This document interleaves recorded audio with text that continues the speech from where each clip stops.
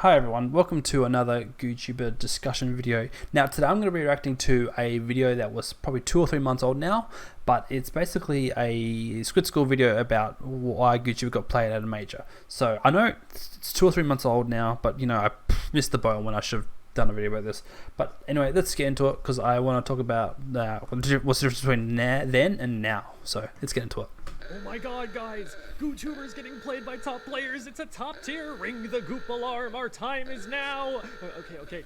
Wait. Chill. I am. Let's talk about why it's getting picked for a second. Yeah. I can't wait to hear what people have to say about it, and definitely not about spamming missiles. No, that won't be the case at all. No, not at all. For those of you who weren't watching despite me making a 25-minute video telling you why you should watch it. Okay, I'll admit I didn't watch it. I'm sorry guys, I didn't watch it. You guys played American, I'm in Australia, it's terrible time zones. We're talking about a tournament that just finished up Saturday called the Big House 10. Okay, so many months ago. And as is usually the case, also a Splatoon major. That was so Majors last are an year. exciting time because there are a lot of top players that aren't very high profile and don't make content. So much of what's happening in the Splatoon metagame is invisible, even to most competitive players, until these big moments where all the best North American players' tools are shown off and aiming to beat each other in a LAN environment. I will just say though, it's weird that, I mean, Power is obviously, I think, a Charger player in the past, but dude is actually really cracked at Goo. I played with him recently on his stream. I'm the GooTuber warlord. Google it, YouTube it. That's me. But yeah, I guess it makes sense because Power's probably more used to it and probably feels more comfortable with it. But yeah, basic kit, last ditch effort, swim speed, special charge. That's basically a decent default build that you could use for Goo. I don't think this video is going to go into a whole much about the whole match itself, but it's just a brief explanation about why it was picked and whatnot, so let's get into it a bit more. And it is in that context that we saw multiple players choosing GooTuber in important tournament sets way up in the top cut bracket. My gosh. GooTuber, look how quickly that special charge is. Oh, you can't see it. Hold on. Let me just move. Look how fast that special charge thing's going up. Like, he just used missiles and it's already back up. been considered the weakest charger in the game since it was released. The gimmick of being able to store charge that is so isn't fast. worth as much as the Squiffer's ability to charge while jumping. He bagged because the lack of range isn't enough to make up for the increased damage. So there's just always another main weapon for you, no matter. Hold on, let me go back to this part because GooTuber has generally been considered the weakest charger in the game since it was released. Splatoon 2, yes. Splatoon 3. I mean, if you're comparing by other chargers, then maybe, but like, he got stronger with its kit, so. The gimmick of being able to store charge isn't worth as much as the Squiffer's ability to charge while jumping. I mean, debatable. If you're like me and you've developed a technique where you basically out-squiffer a Squiffle with a GooTuber, it's very easy to do. If you think about using certain frames and knowing when you're gonna have enough charge to kill a Squiffer when they're jumping. So, I'll explain that maybe in another video, but let's keep going. And the lack of range isn't enough to make up for the increased damage. So there's just always another main weapon for you, no matter how you want to use a charger. But something that also doomed the weapon in competitive Splatoon 2 was the vanilla kit. Was something that we really need to consider carefully. The rest of the weapons kit. Something newer players to competitive play don't always value enough is the importance of the sub and special weapons in tying a weapon kit together. You never just have one weapon, you have 3. And if one of those is weak, you can compensate for it with the other 2. Yeah, basically. So with GooTuber in Splatoon 3, you're playing not just GooTuber, you're playing the kit, which is, I feel, a much better step up from Splatoon 2's vanilla GooTuber specifically. Like, I'm going to be comparing mainly to vanilla, considering that's what I played mainly in Splatoon 2. Custom was... like, it varied a little bit because custom you got the sneaky curling bomb and inkjet. Now, curling bomb you couldn't get many kills with because it's curling bomb unless you were very calculated. Otherwise, you're just doing sneaky plays with curling bomb and you're just popping into people's spawns or their plats and just popping inkjet. So yeah, it was not very good, but like it was decent enough. So yeah. Case in point, before we get into how the GooTuber works.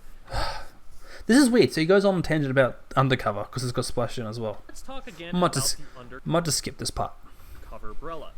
As a main weapon, it's still very weak. My opinion has not changed there. But there was an Undercover Brella kit that was actually Actually, this might be relevant because he talks about the torpedo. meta for a while. I think. That being the Kensa Undercover Yeah. Brella from Splatoon 2.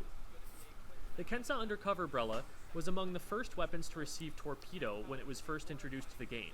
And at the time, torpedoes were even stronger than they currently are. They would later get an ink consumption and splash damage nerf. To be fair, the kid's undercover was carried by ink armor. Move on. It also received armor, which was always one of the strongest specials in Splatoon 2, making one-on-one fights advantageous for anyone on your team wherever they were on the map, in a competitive environment where you never want to take a fight without an advantage.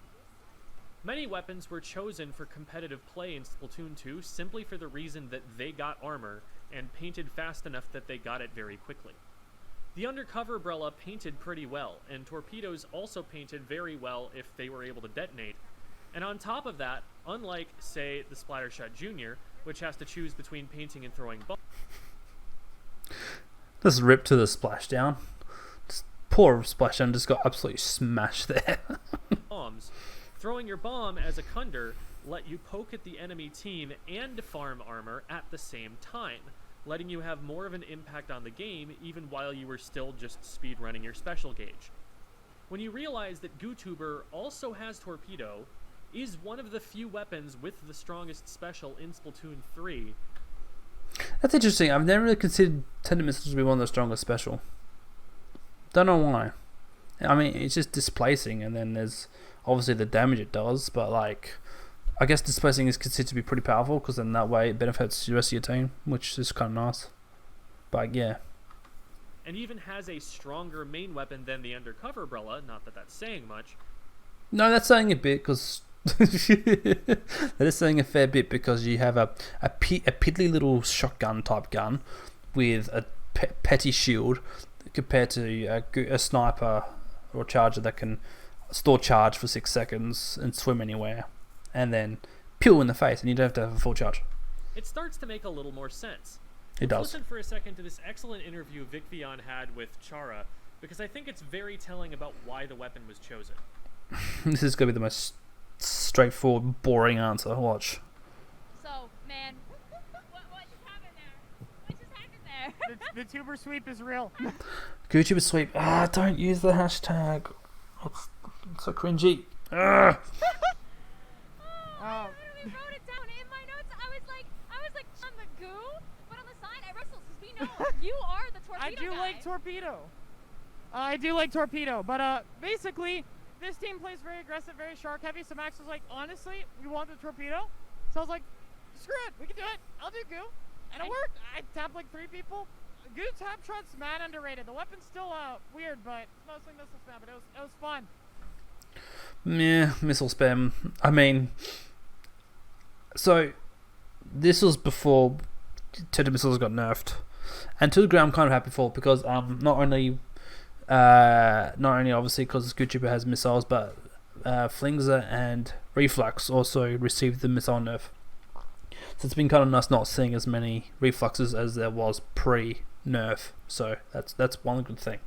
But yeah, so he touched on the torpedo is so good for recon, and also Tender Missiles also good for recon. So like I wonder if this LAN was played today, would they still consider Goo? I would be interested to know if that was going to be the case, if they would still play Goo in a LAN like today with that nerf being implied, because painting is absolutely so good on Goo, so you don't really have to worry about so much about missiles. It's so much more that you have to value your specials. So yeah, making smart decisions is definitely required when it comes to playing Goo. First of all, these interviews are one of my favorite parts of the production from this tournament. I want more of those sorts of things at majors. But back to the point. Did you hear him talking about actually sniping anyone with the weapon? Shamefully no. Tap shots, that is, shots that aren't charged. But he's not using this like Q is using the Splat Charger or Ice is using the E-Leader. Chara is not an anchor player. He favors midline skirmishers and support weapons like Flingza and Range Blaster. The low-tier heroes out there probably shouldn't be pumping their fists to know that the main reason this weapon is getting picked is the lamest possible reason, to fire Tenta Missiles. Now, if you're looking for sheer missile output, yes, Reflux is the call. But Reflux doesn't provide the same poking capability that the GooTuber's torpedoes do. A player can have an absentee impact on a fight while farming special by throwing a torpedo from very far away, not so much with a Reflux's curling bombs. Chara also discusses the other alternative, Flingza, which he actually plays. I was originally going to do Flingza. We probably will not see the goo again. So while this was an interesting experiment, we may not actually be seeing much more of it. Still, I think it serves as an interesting lesson in why weapons are chosen at top level, and what you should consider when choosing your own. Okay, so I'm gonna end it there. Yeah, I mean, yeah, lame. The thing is, right, NA have this weird mentality about playing Splatoon, right? It's all about this mentality. Like, North America have different overall gaming playing mentality to, say, for example, Japan. Right, so Japan had that Splat Zones only tournament a while back before this LAN, I think, and there was a round where a team played GooTuber twice in a row, and they were both different people playing Goo. Now, maybe I have sort of sense that maybe that was the reason why they played Goo in a row, because yes, Goo has missiles, but like Splat Zones is a really good, strong mode. Specifically on Mincemeat as well, and Undertow, because literally if you camp, like for example Undertow, right, you camp under the enemy's glass, this charge up there can't see you, and there's a little, I believe from memory, there's a little cushion also in the back side of that glass, so if you can hide there and no one knows you're there, you can paint and keep that zone by yourself, because usually the enemy team will be pushing your team's zone, but usually if you trust your teammates, then that zone's gonna be solid as. Same thing with Mincemeat. You basically park under your truck, so right truck. If you just sort of stand in front of the truck, then you can peek. You can do that, or you can just spray tap shots across the zone, and you'll cap zone solo easily. Unless, of course, there's competing, but that'll happen though. But yeah, like Goo is so much more than just a missile farmer. Reflux is what I would call now the missile farmer. Reflux is just a bit of a joke in my opinion.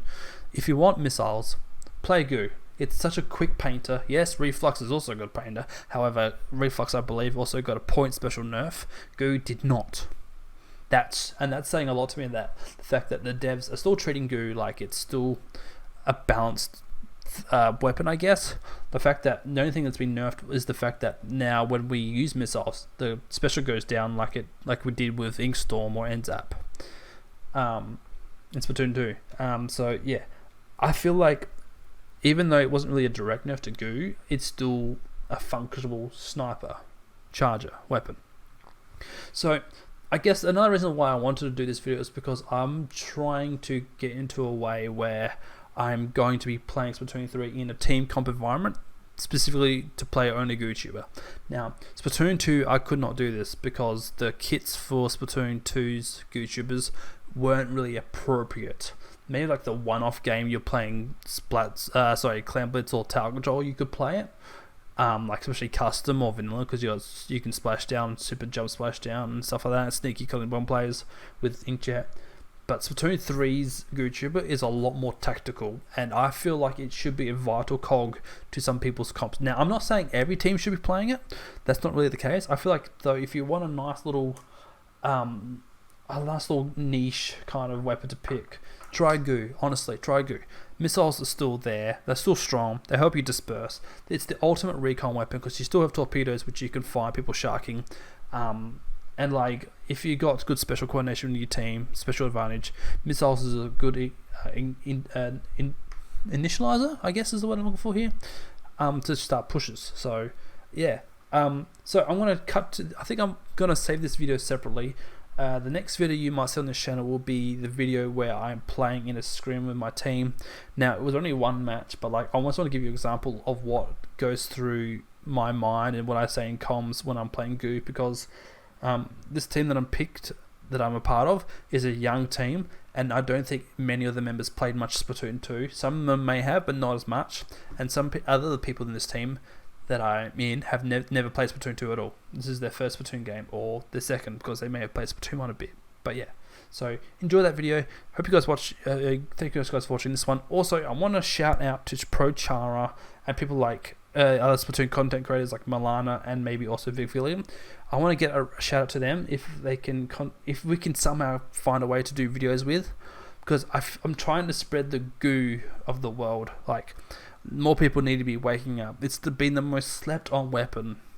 Like, I mean, Splatoon 2, yes, obviously no one wanted to touch it because bad kits. However, Splatoon 2 and 3 is changing that. And so, if I can, because I've done videos with Dude, well, not really videos, I've done streams with Dude. I did a video with Vintastic. Why does everyone start with V?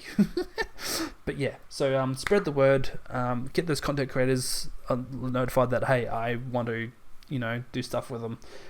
There will be a possibly video with Squid School, maybe, we'll see. But yeah, thanks guys for watching. Don't forget to like and subscribe, and I'll see you all in the next video. Bye for now.